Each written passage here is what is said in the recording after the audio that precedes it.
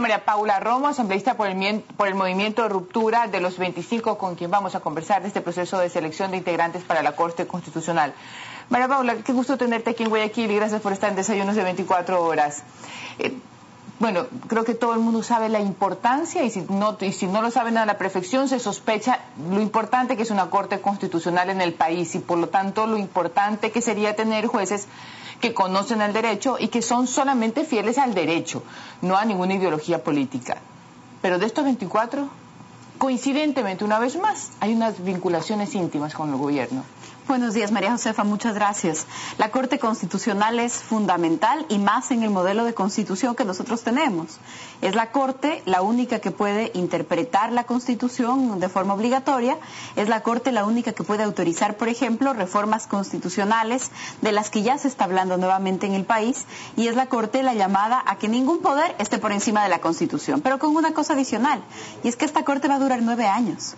La Corte que se designe en los próximos días, mientras estamos ocupados discutiendo los asuntos que se calientan y enfrían, de las firmas, de Assange, del Código de Ética, entre comillas, para la Asamblea, finalmente tendremos una Corte que se ha comentado poco, muy cuestionada, yo creo que con resultados más o menos previsibles, porque tenemos, no sé si 24 candidatos, pero ya podríamos decir quiénes son los jueces de la Corte Constitucional. Sí, sin duda. Más allá de que tengamos una gran cantidad de candidatos, sabemos cómo va a estar conformada la Corte Constitucional, sabemos quiénes estarán en la presidencia o vicepresidencia de la Corte, serán casi las recompensas automáticas de sus actuaciones en otros casos, y esa Corte de 9 años tendrá renovaciones parciales por tercios. Hablando de es decir, recompensas, al menos 3 de ellos durarán 9 años en funciones. Y hablando de recompensas, ¿cómo recompensarán a Patricio Pazmiño?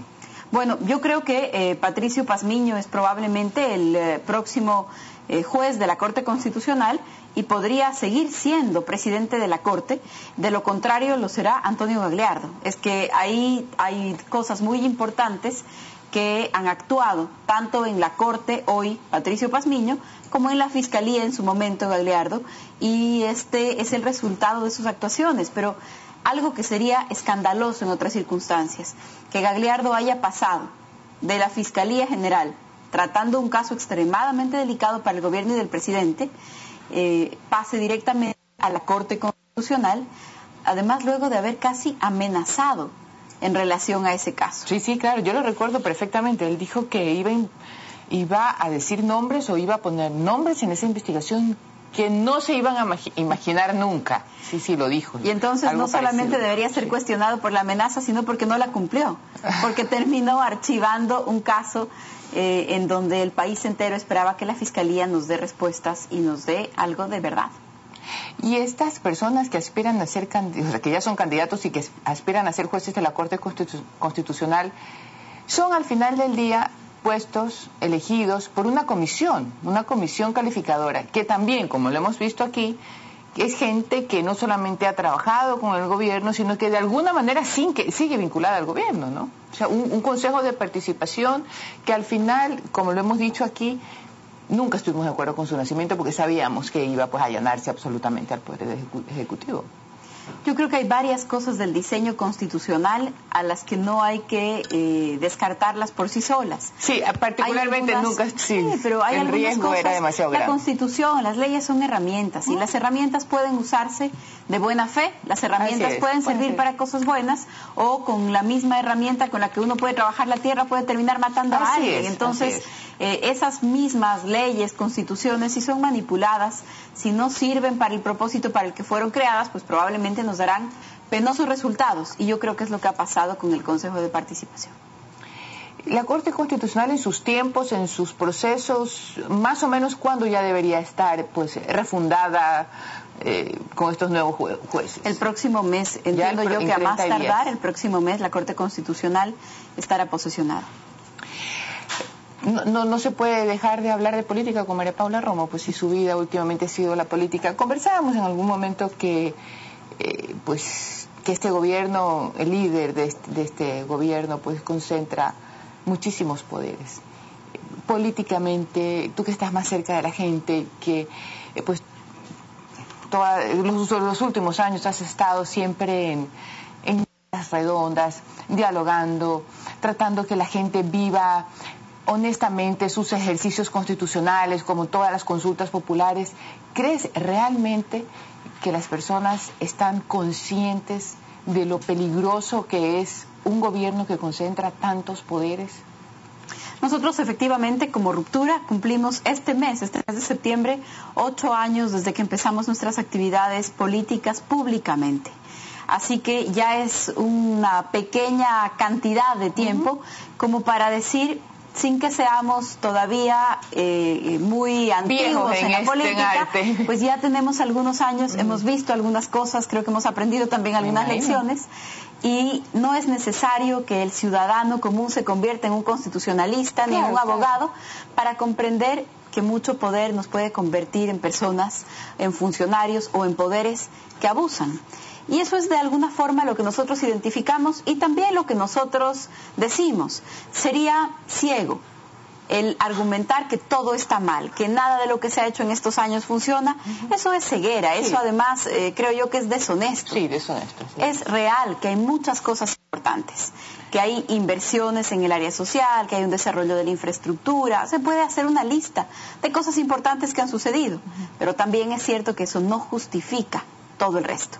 Es decir, deberíamos, en el Ecuador, el desafío es que tengamos buenas carreteras, es que podamos tener seguridad, es que tengamos una inversión prioritaria en educación y salud y que eso venga acompañado de democracia, de la construcción de una sociedad de iguales, porque si hay algo que a nosotros nos preocupa, es que en la mentalidad de las personas se instale un modelo autoritario. Eso no solamente tiene que ver con lo político. Pero yo creo que eso ya está hecho y de una manera peligrosa. Y el modelo se reproduce en la sociedad, así es. El modelo se reproduce en la pareja, así es, en la el pareja, modelo se reproduce en, trabajo, en la familia. Así es. Entonces, un modelo autoritario de comportamiento es un modelo en donde las personas, en lugar de relacionarnos entre iguales, nos relacionamos como unos tiranos con los que están debajo y muy serviles con los que están arriba. Y eso no es democracia. Y todo porque alguien no entiende o no puede o está incapacitado de relacionarse entre iguales, porque por alguna razón necesita hacer sentir al otro menos. Entonces, ¿cómo puede reproducirse una estructura de diálogo tan violento que, como dices tú, pues mancha muchas esferas sociales? Pero hablando de eso, de todo lo demás, de aquellas cosas que están pendientes o que no le salió bien la tarea al gobierno, es lo que, por ejemplo, ahorita está pasando en el Consejo Nacional Electoral. Yo creo que lo del Consejo Nacional es una suma de muchos factores. Es una suma de un problema informático porque no se entiende de otra manera que el Consejo Electoral haya afiliado a gente a movimientos que no pidieron ni siquiera formularios. Entonces lo que ha pasado, por ejemplo, con el movimiento Red, nos dice aquí hay un problema informático de terror. Porque si el sistema, el Consejo Electoral o si alguien lo manipuló a ese sistema y permite que hayan cientos de personas denunciando a una organización que nunca recogió una firma, que nunca accedió a la clave para alimentar la base de datos, ¿qué habrá pasado con la parte del sistema que se suponía confiable? Creo que no hay que descartar eso. Creo que un muy mal manejo político de las decisiones del Consejo Nacional Electoral a partir de que se empieza con este problema. Creo que en este momento el Consejo no está buscando darle soluciones a los ciudadanos, que sería lo primero. Me parece que hay cosas irresponsables que van a provocar peores problemas que los originales. El tema de llevar a la Fiscalía las firmas, cuando en el Ecuador tenemos un problema tan grave de seguridad. En lo que va del año, hay 110.000 denuncias penales ordinarias, no flagrantes, que es la categoría en que entraría lo de las firmas, y de esas 110.000, más de 50.000 son de las firmas. Casi que necesitaríamos otra fiscalía para que se dedique a este tema, en lugar de haberle dado una respuesta rápida a los ciudadanos y de identificar responsables, por supuesto, asumiendo corresponsabilidades como movimientos también. Sí, siempre lo hemos dicho aquí, el movimiento tiene una cuota muy grande de responsabilidad sin perjuicio de movimientos y movimientos, pero sin perjuicio de la obligación principal de controlar la transparencia y la veracidad de las cosas. Se me acaba el tiempo, pero quiero hacerte una última pregunta. ¿Cómo ves el panorama político preelectoral? Alberto Acosta representando a la izquierda, hoy Diego Borja que dice que un paso a paso ya pues hacer eso los ex aliados, diciendo no me votan, y el otro dice sí me votan porque tú trajiste las firmas falsas.